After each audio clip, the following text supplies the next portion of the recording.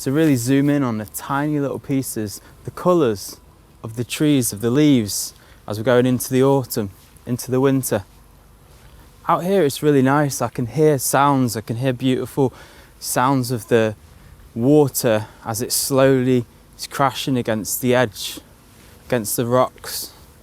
If I take a moment and look out over the tarn, I can see in the distance so many different things that are beautiful to look at. I can smell just the freshness of the air. I can breathe it in.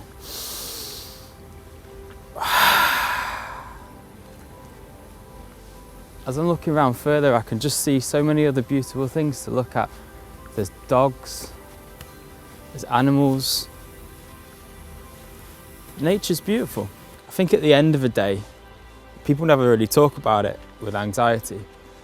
But now you could probably hear that I'm tired. I'm exhausted. I mean, I've had the internal battles all day long.